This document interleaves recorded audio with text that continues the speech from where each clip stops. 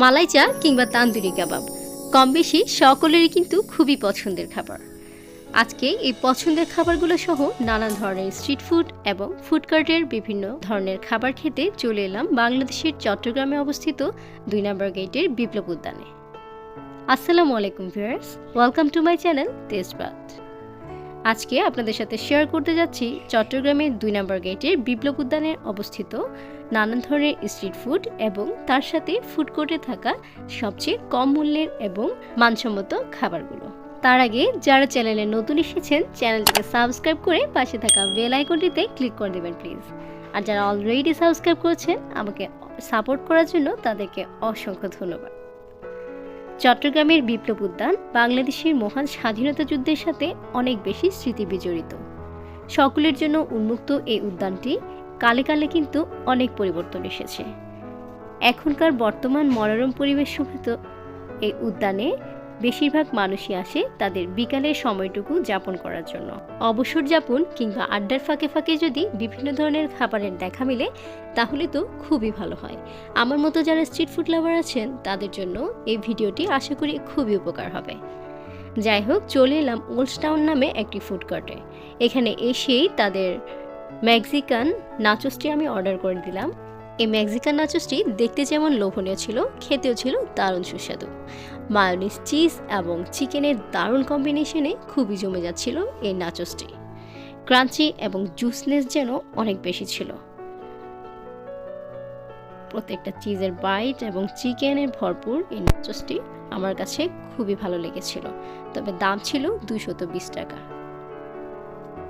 আপনাদের সুবিধার জন্য এখানে তাদের মেনু কার্ডটি আমি শো করলাম। আপনার পছন্দসই যে কোনো খাবার আপনারা এখান থেকে খেয়ে নিতে পারেন। আজকের এই ফুড কোর্টে বসার আরেকটি বিশেষ কারণ ছিল তাদের ওল্ড টাউনের সাথে যুক্ত ছিল চাখর নামের একটি চায়ের দোকান, যেখানের মালাই চাটা আমার ভীষণ ফেভারিট ছিল। সেই মালাই চা অর্ডার করে দিলাম রীতিমতো, কিন্তু মালাই চায়ের প্রথম লুকস দেখে আমি একেবারেই হতাশ হয়ে গেলাম। চাটা তারা আমাদের এমনভাবে সার্ভ করেছিলেন দেখেই বোঝা যাচ্ছিল এটি একটি সাধারণ চা। শুধুমাত্র মাটির মটকাতে পরিবেশন করলেই সেটি যে মালাই চায়ের ভাইব নিয়ে আসতে পারে না এটি তাদের কে বোঝাবে। যাই হোক, চায়ে চুমুক দিয়ে দেখলাম চায়ের টেস্ট মোটামুটি ভালোই ছিল, কিন্তু যখনই মনে পড়ছিল এটিকে তারা মালাই চা বলেছিল তখনই হায় আফসোস জেগে উঠছিল। যাই হোক, ভেলপুরি নামে আরেকটি স্টল ছিল, সেখান থেকে চলে গেলাম ভেলপুরি খেতে। এক প্লেট ভেলপুরির প্রাইস ছিল যথারীতি 20 টাকা। তবে টেস্ট ওয়াইজ আমার মনে হয়েছিল এই দোকান থেকে ভেলপুরি না খেয়ে পাশে যে মামা ভেলপুরি বিক্রি করছিলেন সেখানের টেস্ট আরও অনেক বেশি ভালো। তা আমি আগে অনেকবার খেয়েছিলাম। যাই হোক, এখন চলে এলো খুবই অপেক্ষাকৃত কাবাব। তান্দুরি কাবাব, চিকেন রেশমি কাবাব, বটি কাবাব, বিফ কাবাব থেকে শুরু করে নানান ধরনের কাবাব আইটেম এখানে তারা বিক্রি করছিলেন। এখানে প্রায় 12 থেকে 14 রকম কাবাব আইটেম তারা বিক্রি করছিলেন। এই কাবাব আইটেমটি খাওয়ার জন্য আমি এই বিপ্লব উদ্যানে প্রায় 3 থেকে 4 বার আসতে হয়েছিল, কেননা বেশিরভাগ সময় দেখা যায় তাদের হয়তো স্টক শেষ হয়ে যায়, কিংবা সন্ধ্যার আগে যদি চলে আসেন তাহলে এই কাবাব কখনোই পাবেন না। সন্ধ্যার পর থেকেই মূলত তারা তাদের কাবাব সেল করা শুরু করে। তাই যাদের এই কাবাব খেতে চান অবশ্যই সন্ধ্যার পরে আসতে হবে এবং 6টা থেকে 7টা এর মাঝামাঝি সময়ের মধ্যে আপনাদের আসতে হবে। এখানে 80 টাকা থেকে শুরু করে 100, 150, 160 এবং 200 পর্যন্ত তারা কাবাব সেল করেন। নানান ধরনের কাবাব এখানে তারা সাজিয়ে রেখেছেন। আপনার পছন্দসই কাবাব আপনি অর্ডার করার পরেই তারা সেটিকে গ্রিল করে তারপর আপনাকে সার্ভ করবে। এখান থেকে নিয়েছিলাম চিকেন রেশমি কাবাব এবং চিকেন তন্দুরি কাবাব। এটি ছিল চিকেন রেশমি কাবাব, যা তাদের ভাষ্যমতে সবচেয়ে বেশি বিক্রিত কাবাব। এই কাবাবটি খুবই জুসি ছিল এবং অনেক বেশি টেস্টফুল ছিল।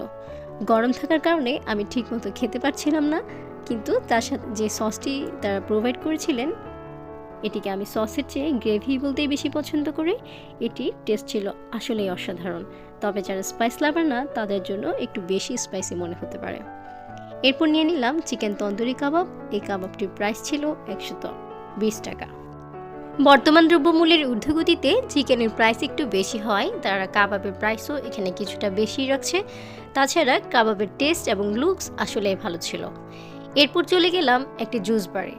এখানে রাস্তার পাশেই দেখতে পাবেন জুস বার রয়েছে। সেখান থেকে 30 টাকা মূল্যের আমি আখের জুস নিয়েছিলাম।